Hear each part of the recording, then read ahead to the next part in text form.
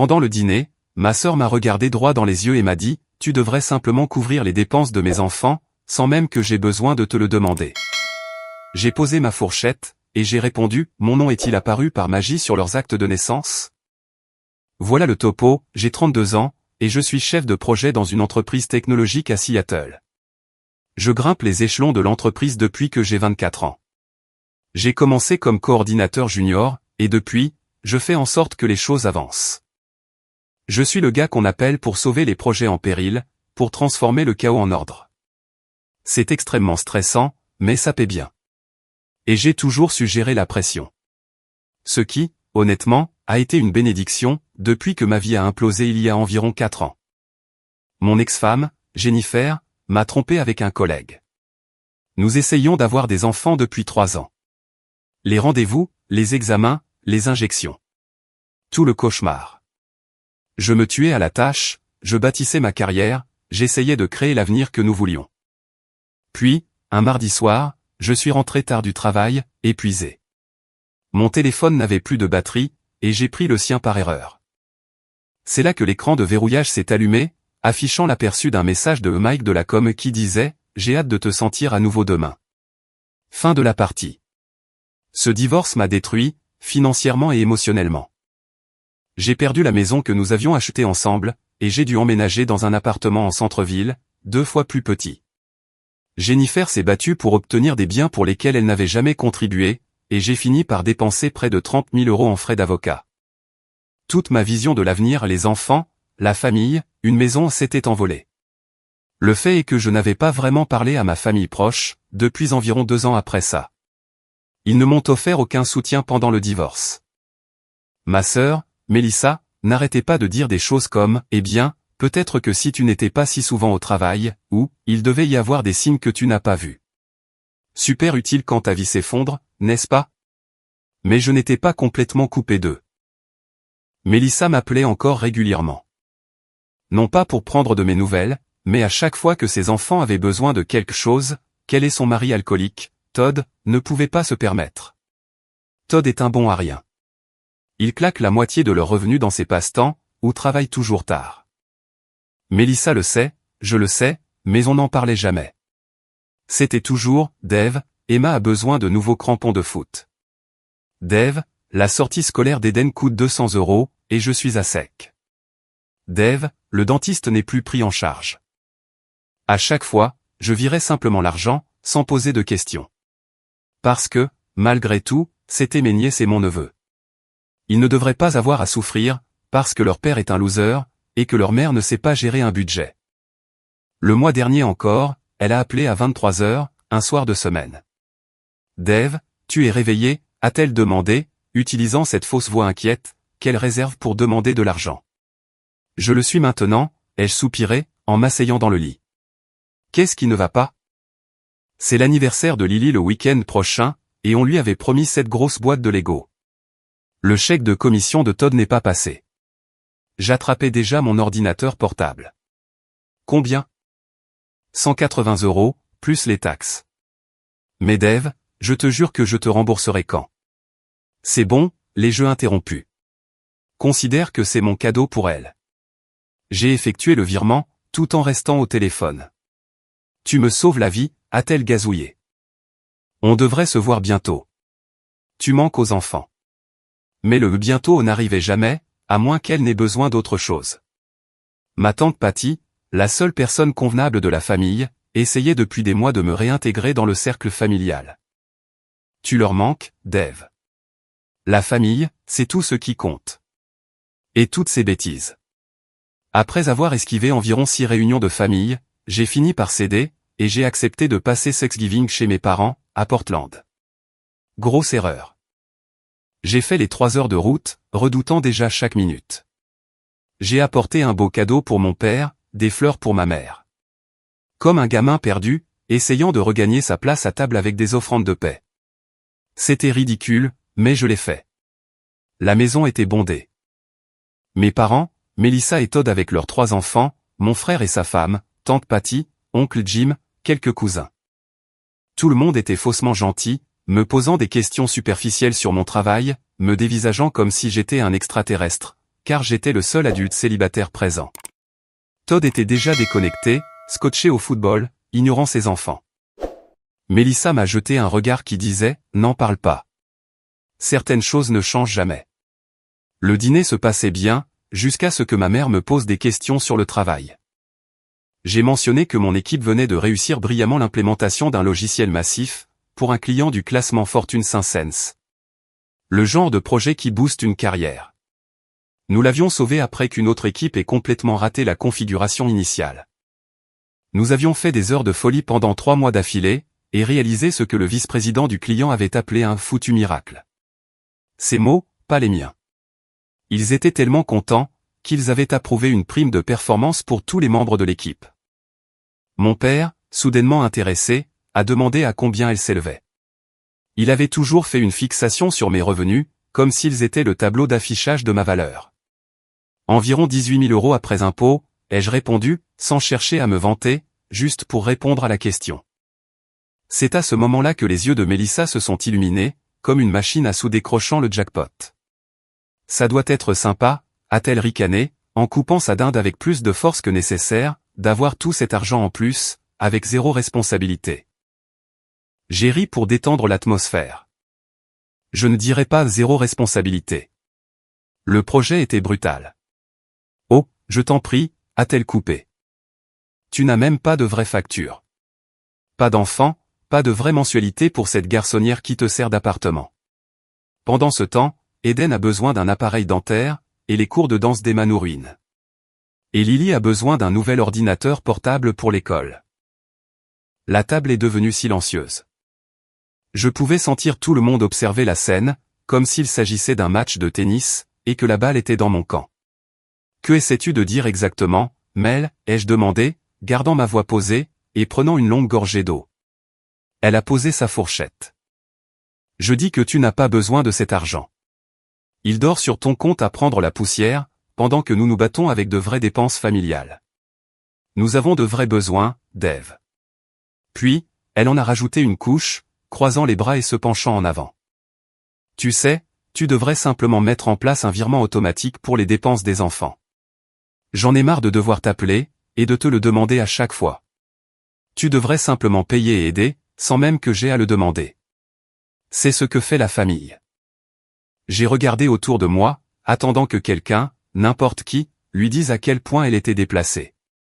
Au lieu de cela, ma mère a hoché la tête, comme si Mélissa venait de prononcer des paroles d'une pure sagesse.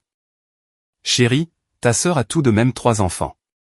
Les fonds pour l'université ne vont pas se remplir tout seuls. Mon père est intervenu.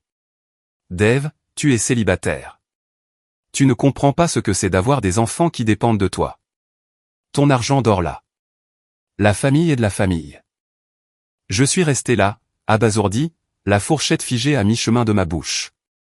Ces gens n'en avaient aucune idée. Aucune idée que je payais discrètement leur assurance habitation depuis 5 ans, après que papa ait été licencié et n'ait jamais retrouvé de travail équivalent. Aucune idée que j'avais couvert 2 fois les mensualités de la voiture de Mélissa l'année dernière, quand elle m'avait appelé en pleurs à cause de frais de découvert. Aucune idée que je gérais encore les dettes liées au traitement de fertilité, que mon ex et moi avions suivi, avant qu'elle ne décide de coucher avec quelqu'un d'autre. Il ne m'avait jamais demandé une seule fois comment j'allais, après avoir trouvé ma femme au lit avec un autre homme. Il n'avait jamais reconnu que j'avais perdu l'avenir pour lequel j'avais travaillé. Il continuait simplement à me traiter comme une sorte d'être humain raté, parce que je n'avais pas d'enfant. J'avais toujours été le responsable. De bonnes notes, jamais de problème, j'avais commencé à travailler à 16 ans. Mélissa, elle, avait fait la fête à l'université aux frais de mes parents, avait abandonné ses études, était tombée enceinte, et était soudainement devenue l'enfant prodige, parce qu'elle leur avait donné des petits-enfants. Vous savez quoi, ai-je dit, en repoussant doucement mon assiette.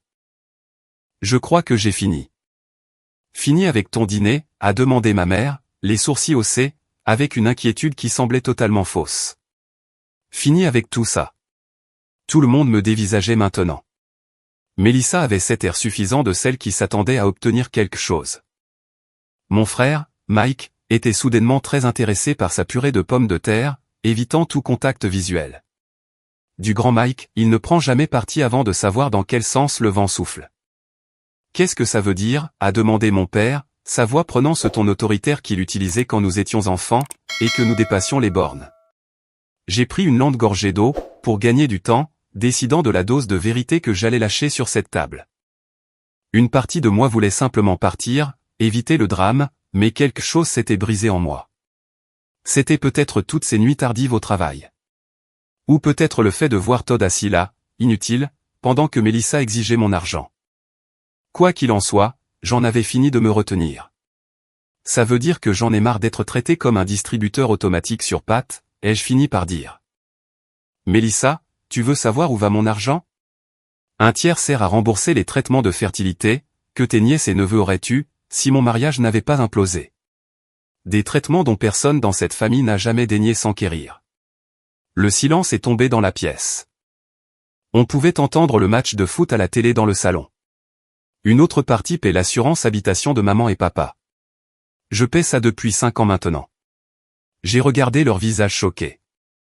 Oh, vous ne saviez pas? Oui. Papa m'a appelé en pleurs après avoir perdu son travail à 57 ans. Il a dit qu'il risquait de perdre la maison, s'il ne pouvait pas payer l'assurance. J'ai mis en place un prélèvement automatique depuis. Le visage de ma mère est devenu blanc. Mon père a commencé à dire quelque chose, mais je n'avais pas terminé. Loin de là. Et Melissa, tu te souviens en mars dernier, quand ton compte était à découvert, et que tu m'as appelé paniqué parce que ta voiture allait être saisie? C'était 4200 €. Et en décembre précédent, c'était 3700 € pour les soins dentaires urgents de Todd. Parce que vous aviez laissé votre assurance expirer. J'ai regardé directement Todd, qui était soudainement très intéressé par le motif de son assiette. Sans oublier les 6300 € que j'ai envoyés rien qu'au cours des 8 derniers mois, pour toutes les urgences des enfants. Et pendant ce temps, ton mari claque la moitié des revenus de votre foyer dans ses passe-temps. Todd a levé la tête brusquement. Le visage de Melissa a pâli. Oh oui, ai-je dit. Je sais tout. Je ne suis pas stupide. Mais j'ai payé quand même, parce que ces enfants méritent mieux que ce qu'ils ont. Todd avait l'air prêt à se lever et à partir.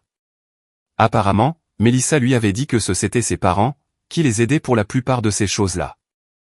Son visage affichait un mélange de gêne et de colère. Non pas contre moi, mais contre le fait que ces échecs étaient étalés en public. Aucun de vous n'a jamais demandé comment j'allais quand Jennifer est partie, ai-je continué, la voix serrée. Aucun de vous n'a vérifié si j'allais bien, quand j'ai dû vendre la maison que nous avions achetée pour notre future famille. Vous avez juste continué à appeler quand vous aviez besoin d'argent. En vous servant du fait que je n'ai pas d'enfant.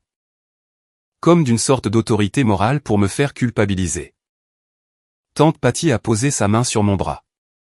Dave, chérie, nous ne savions pas, c'est bien ça le problème, ai-je répondu. Aucun de vous n'a pris la peine de savoir. Vous me voyez juste comme le célibataire solitaire, avec de l'argent en rab. Et maintenant, Melissa veut que je mette en place des virements automatiques. Pour qu'elle n'ait même plus à faire semblant de s'intéresser à moi quand elle a besoin d'argent. C'est cocasse. Mon frère a fini par prendre la parole. Allez, Dave. Je suis sûr qu'elle ne voulait pas dire. Je l'ai coupé. Laisse tomber. Tu ne m'as jamais soutenu. Alors ne fais pas semblant de commencer maintenant. Je me suis levé de table, les pieds de ma chaise raclant bruyamment sur le parquet. Alors, oui, Melissa, je vais bien toucher une prime. Et non, tu n'en auras pas un centime. Personne d'autre à cette table non plus. Dave, tu réagis de manière excessive. Ma mère a commencé à utiliser sa voix de « calmons-nous tous », qui ne marchait déjà pas quand nous étions enfants. Vraiment? Citez-moi une seule fois, au cours des 4 dernières années, où l'un d'entre vous m'a appelé pour autre chose que pour de l'argent, ou du dépannage informatique. Une seule fois. Personne n'a rien dit. Le silence était assourdissant. Exactement, ai-je dit en attrapant ma veste sur le dossier de la chaise. Merci pour le dîner. Je ne reviendrai pas, Melissa s'est levée, renversant son verre de vin. Alors c'est ça? Tu vas juste partir en plein Thanksgiving? Et les enfants? Elle a montré la table des enfants dans la cuisine, où ils étaient assis, inconscients du drame des adultes. Ils avaient hâte de voir leur oncle. Je leur ai apporté des cadeaux à chacun, ai-je répondu. Des jeux vidéo pour les 2 grands, une peluche pour la petite.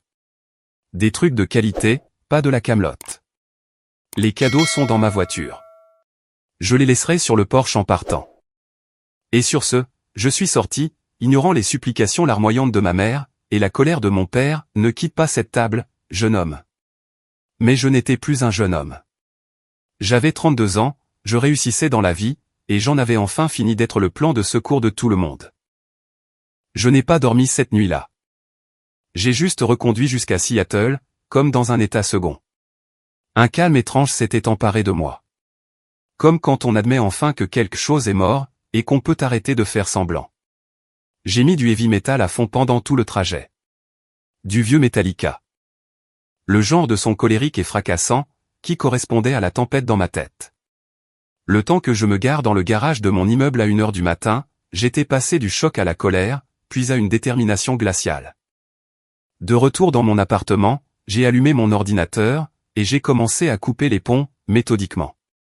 D'abord, j'ai appelé le service client de ma banque, disponible 24h24, et j'ai transféré mon argent vers de nouveaux comptes dans une autre institution. Ensuite, je me suis connecté à tous mes services de paiement de factures. Portland Gas and Electric, 247 € par mois pour la maison de mes parents, annulé. Forfait famille Verizon avec 6 lignes pour 112 € par mois, annulé. Assurance habitation, 189 € par mois, annulé. Virement automatique vers le compte de ma sœur le 15 de chaque mois, 300 €, annulé. Je dépensais plus de 1100 € par mois pour ces gens depuis des années. De l'argent qu'ils considéraient comme indu, tout en me traitant d'égoïste parce que je l'avais. Ensuite, j'ai ouvert le dossier où je gardais tous les relevés de prêt. Je suis chef de projet. Je documente tout. Même quand il s'agit de la famille. Ma sœur avait emprunté plus de 42 000 € au cours des 3 dernières années. Mes parents, près de 30 000 €. Pas un centime n'avait jamais été remboursé. J'ai tout imprimé, y compris les conditions qu'ils avaient acceptées à chaque fois, payables sur demande.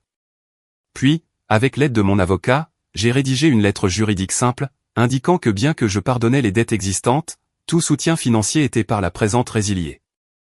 J'ai pris une photo de la clé de ma nouvelle moto. J'économisais pour m'acheter une moto depuis des années, mais je repoussais toujours l'échéance, parce que quelqu'un dans la famille avait toujours besoin d'argent en priorité. Il était temps de vivre pour moi. Je me suis envoyé un texto pour me rappeler d'aller chez le concessionnaire la semaine prochaine. Le lendemain matin, mon téléphone a explosé. D'abord, ma mère, Dave, il y a un problème avec notre internet et le paiement des factures. Puis mon père, fils, est-ce que tu as modifié le paiement de l'assurance? Puis Mélissa, c'est quoi ce bordel, Dave? Mon téléphone ne marche plus. Je n'ai répondu à aucun d'eux. J'ai juste continué à travailler. J'ai déjeuné avec mon équipe. Je suis allé à la salle de sport après le travail, comme d'habitude. J'ai soulevé de la fonte avec intensité, me poussant jusqu'à ce que mes muscles hurlent, laissant la douleur physique noyer le bruit dans ma tête. Ce soir-là, les messages vocaux ont commencé. Maman pleurait, papa menaçait. Mélissa oscillait entre la rage et les supplications. J'ai écouté chacun d'eux une fois, puis je les ai effacés. Aucune réponse. 3 jours plus tard, Mélissa est apparue à mon appartement, martelant la porte comme si elle essayait de la défoncer. Je sais que tu es là. Ouvre cette putain de porte. J'ai ouvert calmement. Elle avait une mine affreuse. Les cheveux en bataille, les yeux rouges, portant le même sweat à capuche des Oregon-Ducks qu'elle avait depuis l'université. Comment as-tu pu faire ça? A-t-elle hurlé en me bousculant pour entrer dans le salon. L'école d'Emma a appelé, parce que son compte pour la cantine est vide. Le câble a été coupé. La voiture de Todd a été saisie ce matin. Je l'ai juste regardé, sans rien ressentir. Ni culpabilité, ni colère. J'en avais juste fini. Je m'attendais à ressentir quelque chose. De la satisfaction, peut-être, ou au moins de la juste colère. Mais il n'y avait plus que ce vide glacial, là où se trouvaient autrefois mes obligations familiales.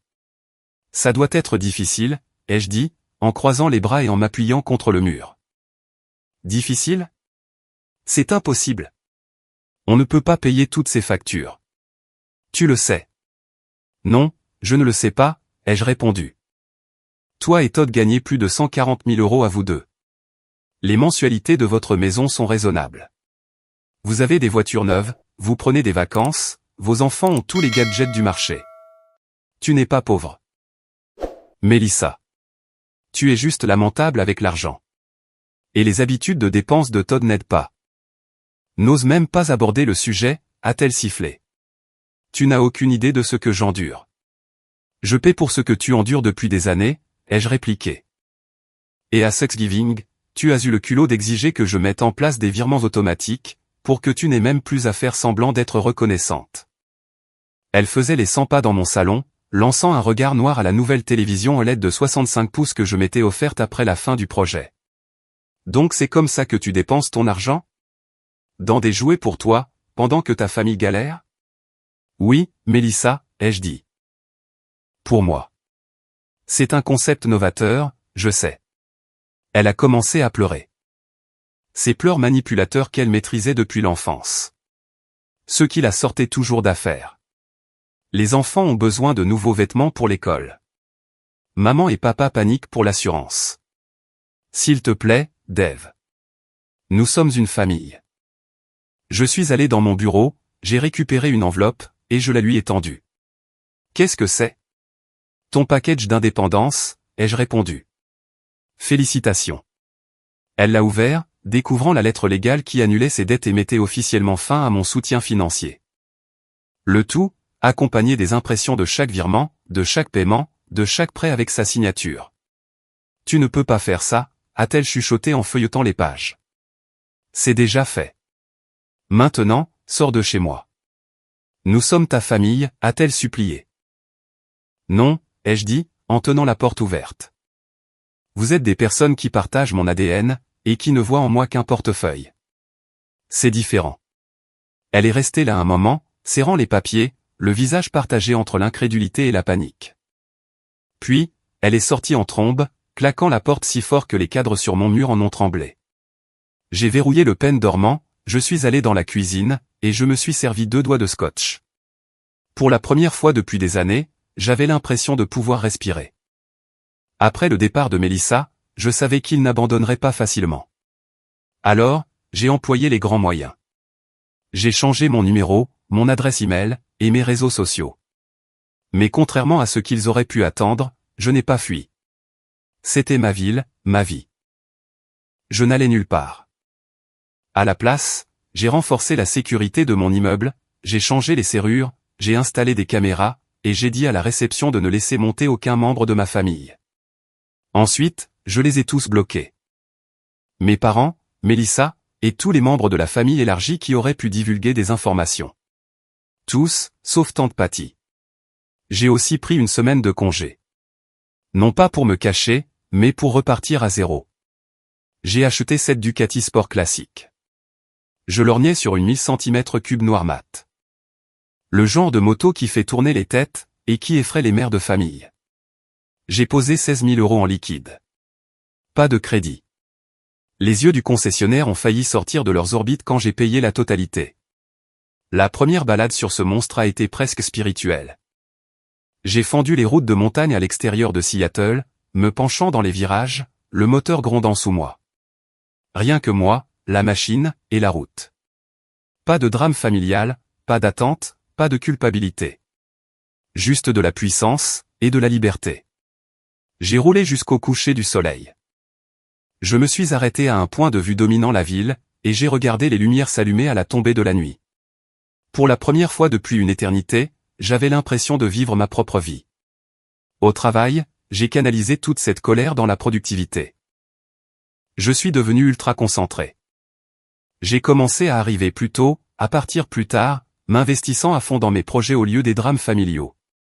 Mon patron l'a remarqué. Quoi que ce soit qui ait allumé ce feu en vous, entretenez-le, a-t-il dit, après que j'ai sauvé un autre projet voué à l'échec avec 3 semaines d'avance sur le calendrier. 3 mois après avoir coupé les ponts, j'ai été promu senior programme manager, avec une augmentation de salaire de 30%. Je me suis acheté une montre mécanique en édition limitée.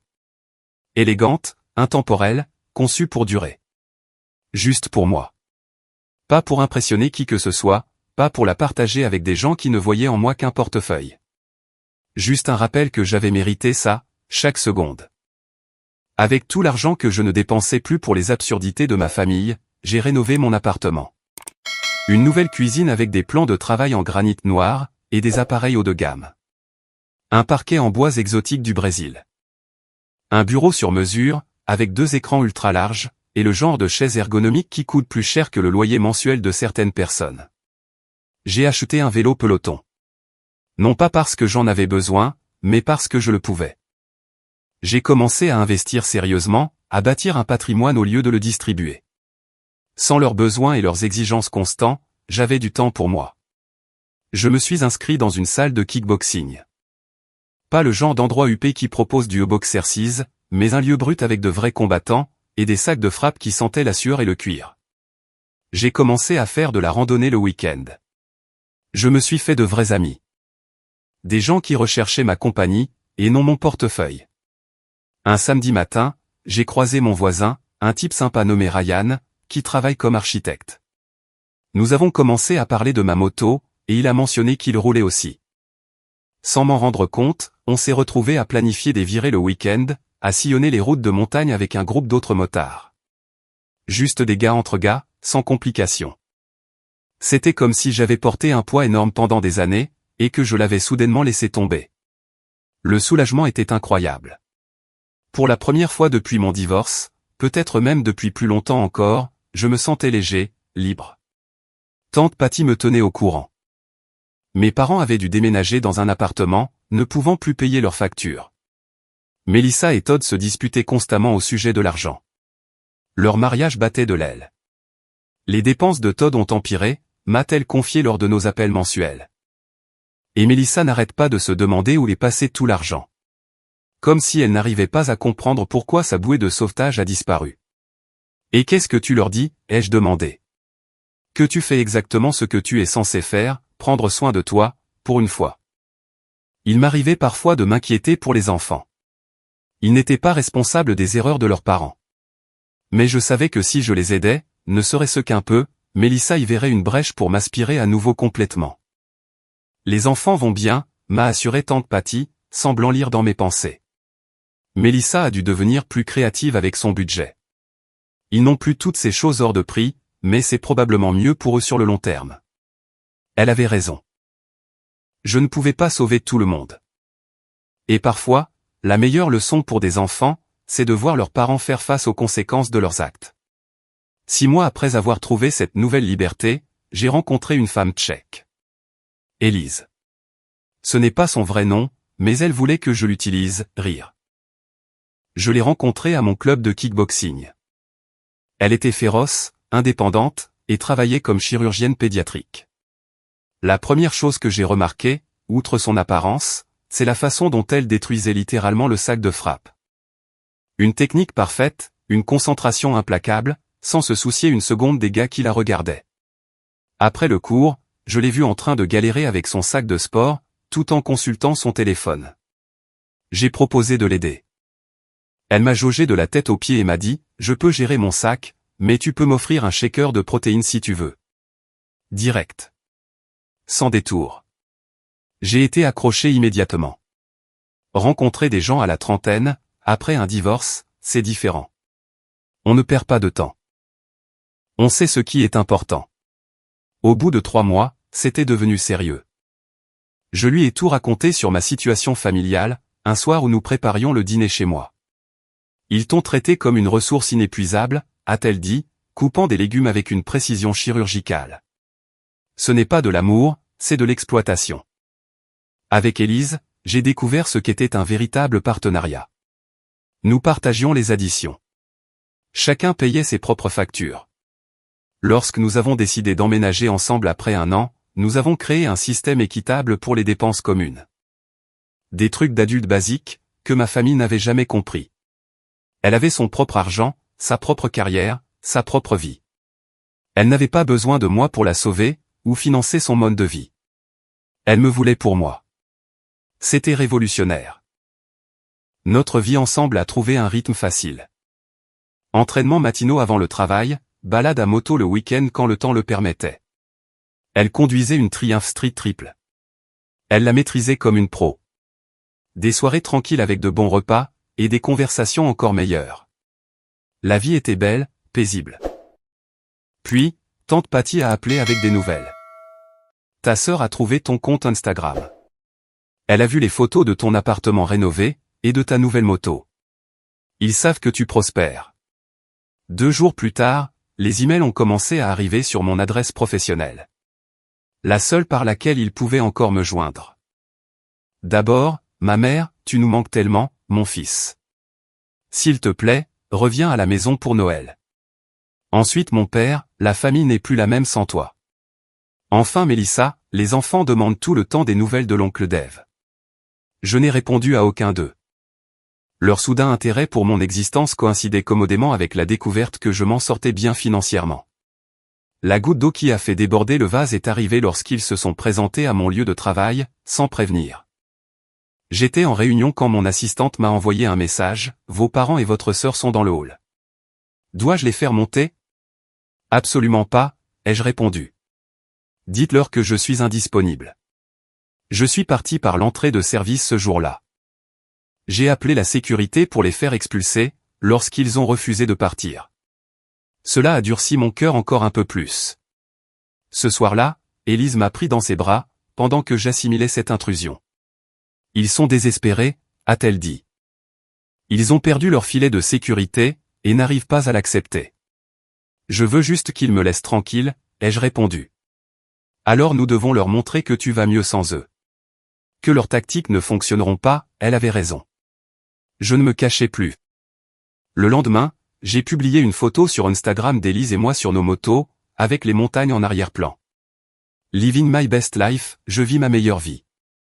C'était peut-être mesquin, mais tellement satisfaisant. Qu'ils voient ce qu'ils avaient perdu. Récemment, Élise et moi nous sommes fiancés. Pas de grande mise en scène. Juste un moment intime sur une falaise surplombant le Pacifique, lors d'une escapade d'un week-end. Nous avons acheté une maison dans un beau quartier. Avec un jardin, et un bureau à domicile.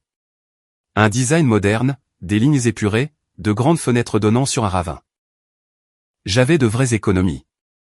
Une vraie sécurité. Une vraie paix. Et puis Pâques est arrivé. Élise et moi avions prévu un barbecue avec des amis. J'avais passé la matinée à fumer de la poitrine de bœuf sur mon nouveau barbecue Traeger. Un petit passe-temps que j'avais adopté maintenant que j'avais du temps pour ce genre de choses. Notre jardin était rempli de gens qui tenaient vraiment à nous. Sans aucune arrière-pensée. Ryan et sa femme étaient là, ainsi que quelques collègues de travail et des amis du club de kickboxing. Le genre de personnes solides qui célèbrent vos succès, au lieu d'essayer d'en tirer profit. J'étais au barbecue quand on a sonné à la porte. Élise est allée ouvrir, puis est revenue avec l'air inquiet. C'est ta famille, a-t-elle dit doucement. J'ai passé les pinces à Ryan, et j'ai traversé la maison. Ils étaient là. Mes parents et Mélissa, debout sur mon porche. Mon père avait l'air plus vieux, plus grisonnant. Ma mère pleurait. Mélissa affichait ce regard familier, mélange de sentiments de droit absolu et de désespoir. Surprise, a dit ma mère. Je les ai regardés, ne ressentant rien d'autre que de l'irritation face à cette invasion. Comment avez-vous trouvé mon adresse, ai-je demandé. Ta tante, a répondu mon père. Nous l'avons supplié. Nous lui avons dit que c'était une urgence. Je me suis avancé sur le porche, fermant la porte derrière moi. À travers les fenêtres, il pouvait voir mon jardin rempli de gens qui riaient, la fumée du barbecue. La vie que j'avais construite sans eux. Vous avez 2 minutes, ai-je dit en regardant ma montre. Une TAGE que je m'étais offerte après avoir décroché un gros client. Mon père a essayé en premier. Fils, nous avons beaucoup réfléchi. Nous savons que nous t'avons pris pour acquis. Nous voulons arranger les choses. Tu nous manques, a ajouté ma mère. La famille n'est pas entière sans toi. J'ai remarqué que Todd n'était pas avec eux. Où est ton mari, ai-je demandé à Mélissa, me préparant déjà à l'excuse habituelle. Elle a détourné le regard. Nous sommes séparés. Il n'est plus là. Enfin. Dans d'autres circonstances, j'aurais pu ressentir quelque chose. N'importe quoi. Mais j'étais allé trop loin. Le pont émotionnel avait brûlé, s'était effondré, et avait été rasé au bulldozer pour en faire un parking. Avant que je ne puisse répondre, j'ai entendu une portière de voiture claquer. Comme un enfant faisant une crise de colère. Todd, évidemment. Il s'est avancé d'un pas assuré, comme s'il venait de gagner la garde exclusive de la supériorité morale. Portant toujours cette veste de sport délavée, qui, selon lui donne un air important. Oh, regardez, ai-je dit, d'un ton pince sans rire. C'est Monsieur Passe-temps à temps plein, et Marie à temps partiel. Il a plissé les yeux. Mignon. Vraiment mignon. Dave, tu te prends pour quelqu'un de spécial maintenant. Abandonner ta famille à son sort. J'ai lâché un petit rire. J'appréciais vraiment le spectacle. Tu dis abandonner à leur sort, comme si Mélissa n'avait pas passé la dernière décennie à m'appeler chaque fois que ton salaire manquait à l'appel, ou que tes projets passionnants dépassaient le budget. Rappelle-moi, comment s'est terminé cet investissement dans la ligue de course de drones? Il s'est gonflé, les bras croisés, s'appuyant sur son indignation comme si elle le rendait plus grand. Tu nous as abandonnés. Mélissa se noie. Les enfants sont. Je l'ai coupé d'un geste de la main. Stop. Arrête tout de suite. Tu ne vas pas essayer de te faire passer pour la victime ici, Todd. Tu n'es que le bruit de fond des appels de détresse de Mélissa.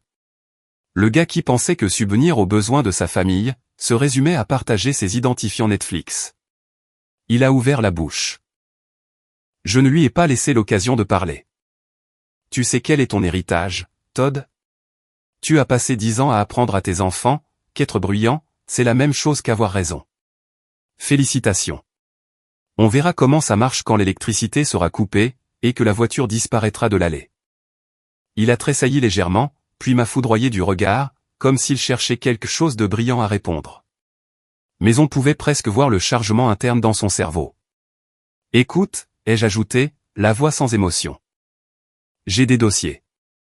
Des feuilles de calcul, des virements horodatés, chaque email aide-nous juste pour cette fois. 6 300 € en 8 mois. Pour des choses que tu aurais dû gérer. Cette urgence dentaire que tu disais couverte? C'était moi. L'ordinateur d'Eden? Moi. Ton découvert accidentel? Ouais, encore moi. Il n'a pas bougé, n'a pas respiré. Il m'a juste regardé, essayant de trouver comment se remettre d'un tel démantèlement public, sans crier. Tu n'as jamais été un mari, Todd. Juste un générateur d'excuses professionnelles, avec une attitude à temps partiel. Et maintenant, tu es là parce que tu pensais que je céderais encore. Désolé, mon gars. Coupe budgétaire. Je me suis tourné vers Mélissa, qui avait l'air de vouloir disparaître dans le carrelage du Porsche. Et toi, ai-je demandé, gardant un ton neutre. C'est quoi ton urgence, cette fois? Elle s'est trémoussée, mal à l'aise. Écoute, je sais que j'ai merdé. Mais c'est les liens du sang. Tu ne peux pas juste jeter ça à la poubelle. Tu manques aux enfants. Ils ne comprennent pas pourquoi l'oncle Dave a disparu. Je me suis adossé à la balustrade du Porsche, les bras croisés. Il ne ressemblait pas à une famille. Il ressemblait à une start-up en faillite, suppliant un ancien investisseur pour un nouveau cycle de financement. Tu sais ce qui est intéressant, ai-je dit lentement. Pendant les 2 années précédant notre rupture, pas un seul d'entre vous n'a appelé pour savoir comment j'allais. Pas une seule fois. Mais maintenant que j'ai une vie, une partenaire. Et une cour devant laquelle vous ne pouvez pas entrer sans vous annoncer au portail. Maintenant je suis soudainement redevenu la famille. Maintenant que Todd n'est plus là et que les finances partent en vrille, je vaux la peine d'être retrouvé. Ce n'est pas juste, est intervenu mon père. Non, ai-je dit. Ce qui n'était pas juste, c'est quand Mélissa a explosé à Thanksgiving en exigeant des virements automatiques, comme si j'étais un fonds fiduciaire avec un pouls. Ce n'était pas juste quand vous m'avez tous les deux ignoré pendant mon divorce. Pour ensuite faire les innocents quand j'ai cessé de répondre. Vous ne m'avez jamais voulu, moi. Vous vouliez le solde de mon compte en banque. À travers la vitre, j'ai croisé le regard d'Élise. Elle m'a lancé ce regard silencieux de « besoin de renfort ?» Je lui ai fait un infime signe de tête négatif. J'avais la situation en main. Je suis heureux maintenant, ai-je dit, et je le pensais vraiment. J'ai une carrière. J'ai construit ma propre vie. Une femme qui m'aime pour bien plus que ce que je peux lui offrir. Et des amis, qui ne considère pas ma présence comme un plan de remboursement. Les larmes de ma mère coulaient déjà. S'il te plaît, ne fais pas ça. On peut arranger les choses. Je ne fais rien, ai-je répondu. J'ai juste fini de financer mon propre manque de respect. Mélissa a finalement craqué, la voix tranchante. Alors c'est ça? Tu vas nous laisser galérer, pendant que tu restes assis dans ta belle maison, à vivre comme un roi. Et voilà. La vraie raison de leur visite. Pas de l'amour, pas une réconciliation. Juste un argumentaire de vente de plus. J'ai souri, froidement et calmement. Vous ne vouliez pas de moi quand je vous offrais de l'amour. Vous vouliez ce que je pouvais donner. Maintenant, vous n'aurez rien. Je me suis retourné vers la porte, mais mon père a tendu la main et m'a attrapé le bras. Un geste réflexe, désespéré. Dave, s'il te plaît. Ta famille.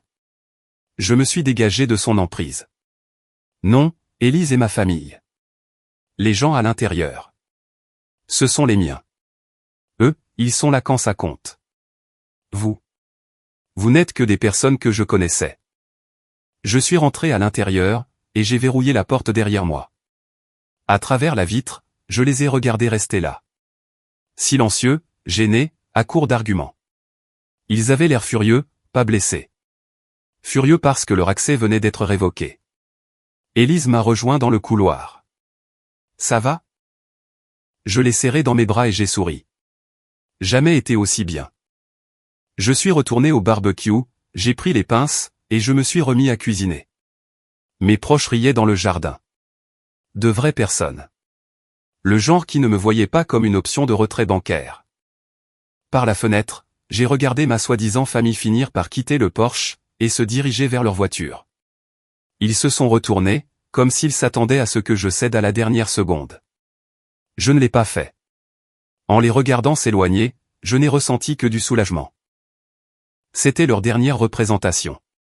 Rideau. Ce dimanche de Pâques, pendant qu'ils étaient probablement assis autour d'une table à se plaindre du fils égoïste et du frère insensible, j'étais entouré de rires, de poitrines de bœuf fumé, et d'un respect authentique. Les gens autour de moi n'avaient pas besoin de mon argent. Juste de mon temps, de mes blagues, de ma présence. Plus tard dans la soirée, pendant qu'Élise et moi rangions, elle m'a demandé, des regrets? J'ai réfléchi une seconde, puis j'ai secoué la tête. Pas un seul. Certains pensent que le sang fait la famille. J'ai appris que ce n'est pas le cas. Le comportement, si. Les limites, oui. J'ai regardé notre maison. Payée avec un esprit en paix. La Ducati garée dans le garage. L'odeur de la viande fumée flottant encore dans l'air. La meilleure vengeance n'était pas seulement de bien vivre, c'était de vivre libre. Il pouvait désormais voir ma vie à travers une vitre, mais il n'en ferait plus jamais partie. Le lendemain matin, j'ai fait rugir le moteur de la Ducati. Élise était juste derrière moi, casque en main. Quelques minutes plus tard, nous longions la côte. Nulle part où aller, personne à qui rendre de compte. Pas de fausses urgences, pas de culpabilité. Alors, qu'en pensez-vous? Avez-vous déjà dû tracer une ligne rouge avec votre famille, ou faire face à des gens qui ne voyaient en vous qu'un distributeur automatique sur pattes? Dites-le moi dans les commentaires ci-dessous. Je suis vraiment curieux d'entendre vos histoires.